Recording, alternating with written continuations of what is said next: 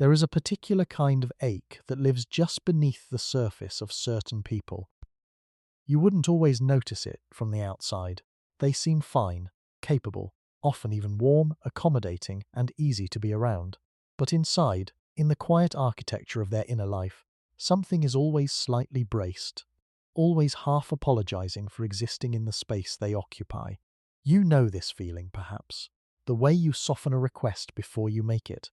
The way you follow "I need" with "but it's okay if not." The way you rehearse asking for something simple. A favor, a boundary, a moment of someone's time. As though asking itself were a kind of offense. As though your ordinary human needs were an inconvenience the world has generously agreed to tolerate. And your job is to never push that tolerance too far. This is not a personality quirk. It is not shyness. It is not simply being polite or selfless or easygoing. What lives underneath the constant apologizing, the shrinking, the careful management of how much space you dare to take, is something far older and far more tender than any of those explanations allow. It is the imprint of a childhood in which needing things felt dangerous. Not dangerous in an obvious dramatic way, perhaps, but dangerous in the way that matters most to a small, perceptive child who is watching, always watching, to understand the rules of love and safety in their world. Dangerous in the way that teaches a nervous system. Your needs are a problem, and problems must be made smaller, or hidden entirely. That child is still inside you, still scanning the room, still preemptively apologizing before anyone can be disappointed, still measuring out their needs in careful ration sips. Never a full glass, never a full admission of hunger. And the heartbreaking truth is this. They learned to do this because it worked. It kept the peace. It earned the warmth. It made them lovable. But the strategy that once protected them has quietly followed them into every adult relationship they have ever tried to build, and it is costing them something they were always meant to have freely. This is a story about that cost, and it is, also, about what can finally be reclaimed. The first quiet atch. The child who learned to be easy. There is a particular kind of child that adults often describe as a gift, thoughtful, self-sufficient, never demanding. The child who didn't throw tantrums, who sensed when the adults were overwhelmed and quietly retreated, who learned to interpret moods from a slight shift in tone of voice, from the particular way a door closed, from the texture of a silence. Adults would say of this child, "She's always been mature for her age," or "He never gave us any trouble," and they meant it as a compliment. But children are not meant to be easy. They are meant to be human, which means messy, needy, loud, inconvenient, and gloriously, demandingly alive. When a child is perpetually easy, it often means they have learned that being difficult is simply not safe. Picture a child who comes home from school with that specific, raw kind of sadness that only childhood can produce. The kind that lives in the chest and makes the walk home feel very long. They want to say, "Something happened today and I feel sad and I need someone to sit with me in this feeling." But they stand in the doorway for a moment and read the room. A parent is tired or tense or preoccupied with the serious, invisible pressures of adult life. And so the child makes a quiet, internal calculation. They put the sadness somewhere smaller. They say, "I'm fine." They go to their room and manage it alone. Now imagine that happening not once but again, and again, and again in small variations across years. The child learns that their emotional needs produce a kind of burden in the people they love. They learn to anticipate that burden and relieve others of it before it can even land. They become, in a very real sense, emotionally self-erasing. And because children are meaning-making creatures, this becomes a story they tell about themselves. Not a story about circumstance. Not the adults around me were unavailable, but a story about essence, about inherent worthiness. The story becomes, "I am too much. My needs are too much. Love is a space I am allowed to occupy only when I am small enough, quiet enough, grateful enough not to ask for more." That child grew into you, and somewhere inside you are still standing in the doorway, reading the room, deciding your sadness is not worth the disruption. Hannah Where love went missing. The house that had everything, Except the homes where this particular kind of wound takes root are not always the ones that look broken from the outside. In fact, they often look quite functional, sometimes even admirable. The lights are on, the refrigerator is full, there are birthday parties and college savings accounts, and parents who genuinely want the best for their children. There are rules. There is discipline. There is a certain pride in achievement. There is, to every outside observer, love. But love is not simply the absence of harm. Love, in its fullest form, is attunement. It is the experience of being truly seen, not for your performance, not for your compliance, not for the version of yourself that is easiest to manage, but for the particular, irreducible truth of who you actually are. And there are homes that have every material provision of love while remaining, at a deeper emotional register, profoundly unattuned. Think of the father who worked himself into exhaustion to provide for his children and genuinely could not understand why they did not feel close to him. The warmth was real, the sacrifice was real, but the capacity to sit with his children in their emotional world, to ask not just how were your grades, but how are you feeling really, was simply not available. Think of the mother whose love was immense, but whose anxiety was larger, who expressed care through control, through vigilance, through the relentless management of outcomes, whose warmth arrived reliably when her children succeeded and performed, but who grew quiet or disappointed when they failed, or deviated, or simply had needs she did not know how to meet. In these homes, love becomes conditional in the most insidious way, not withdrawn cruelly, not withheld as punishment exactly, but simply calibrated. The child senses, with exquisite accuracy, that the warmth flows most freely when they are being the right version of themselves, and so they learn to engineer that version with relentless precision.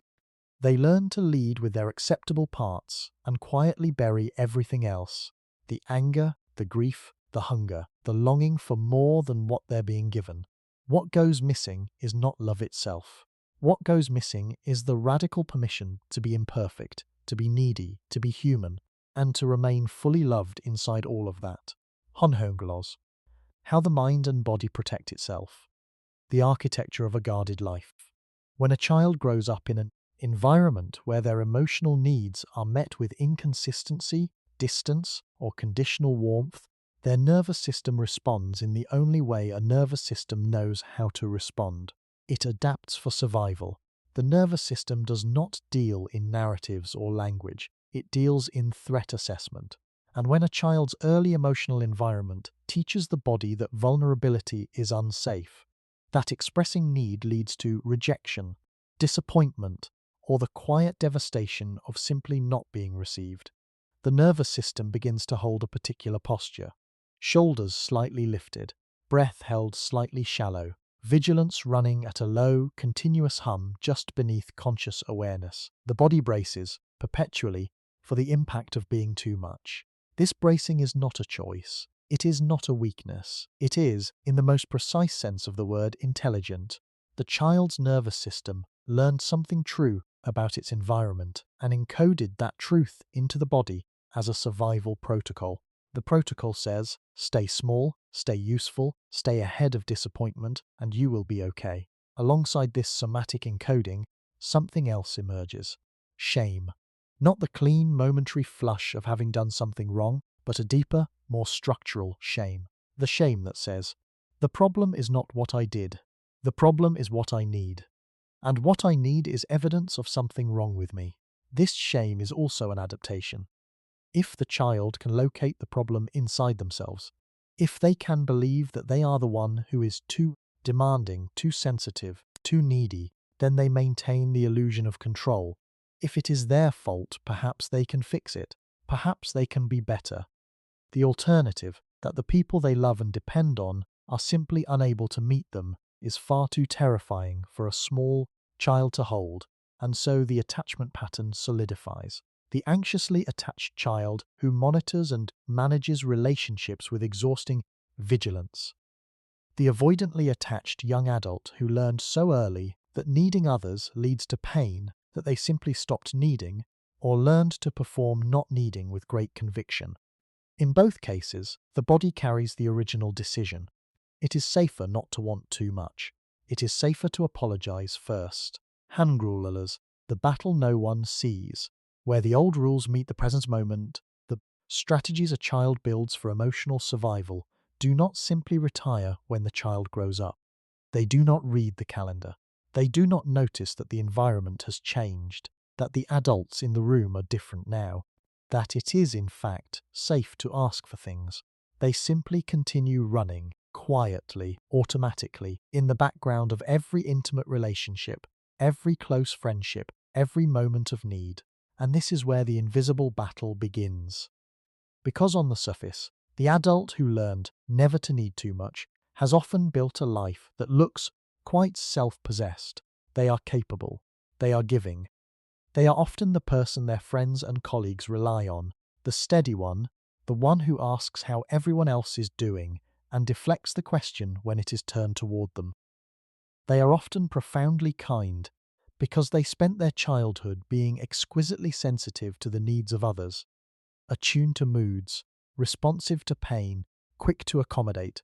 But in the private interior of their relationships, something aches almost constantly. They want more closeness, but closeness feels like risk. They want to be known, but being known means being seen in their need. And being seen in their need has always felt like the moment the warmth might be withdrawn, they want to stop shrinking.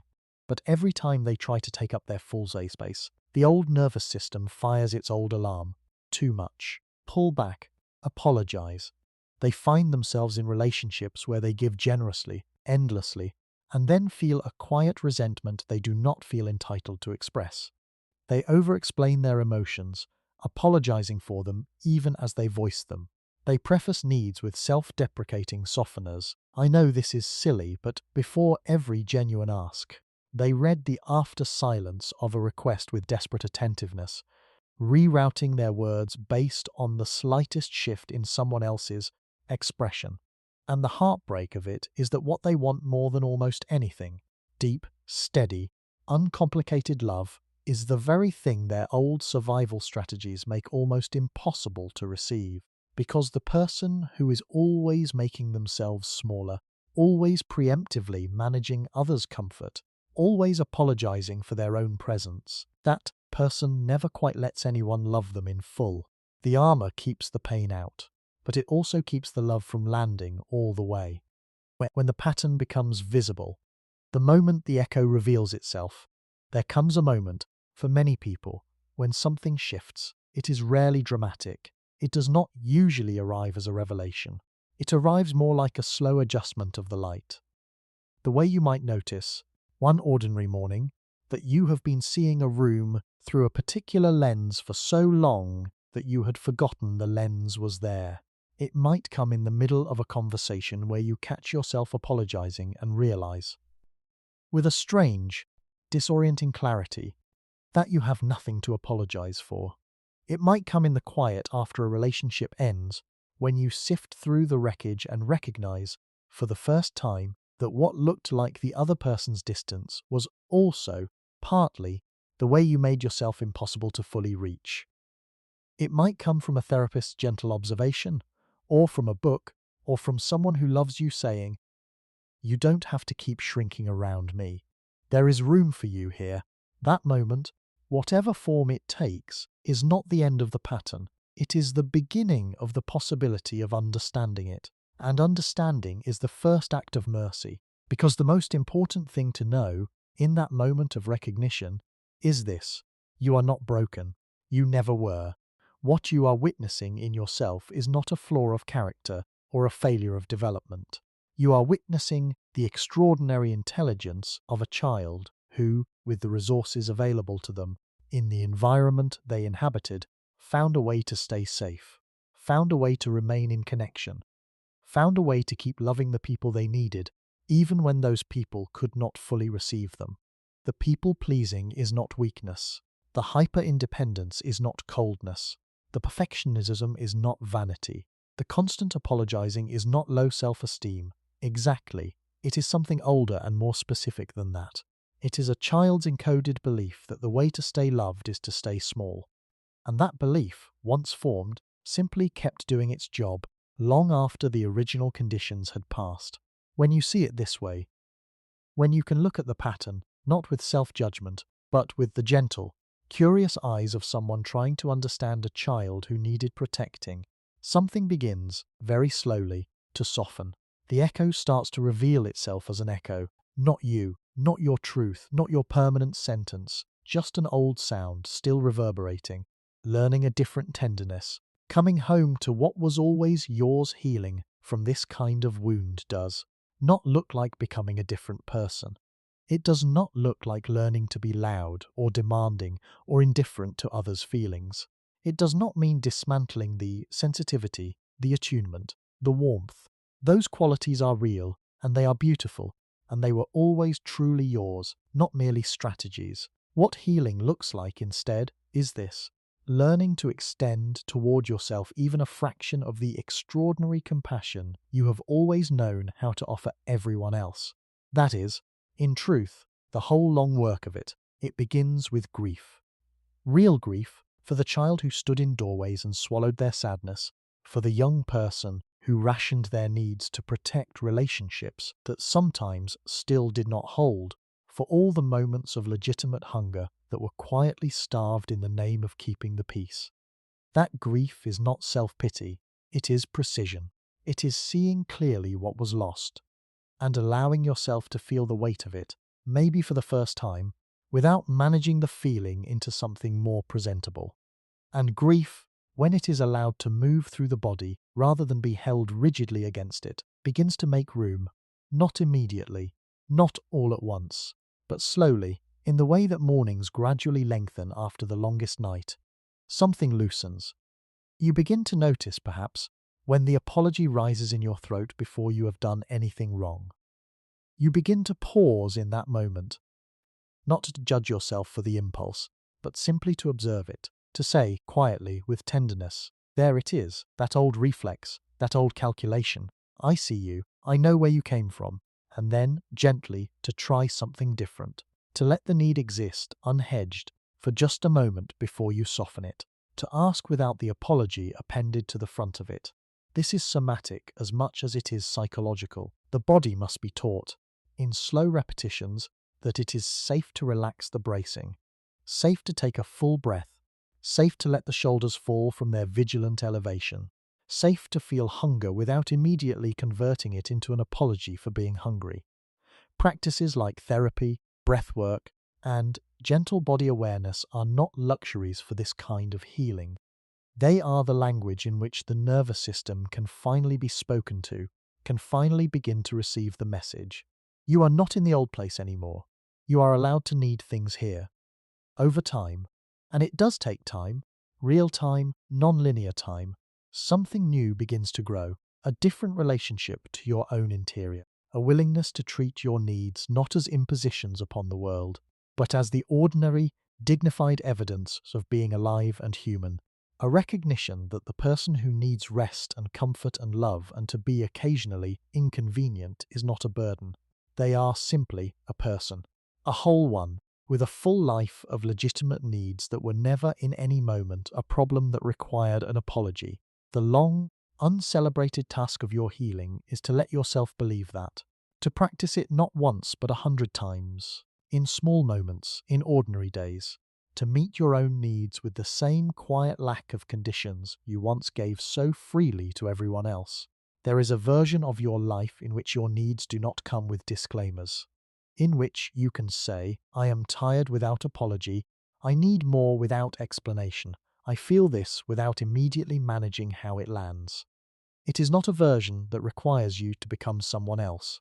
It only requires you to finally, slowly, gently, stop abandoning the someone you already are.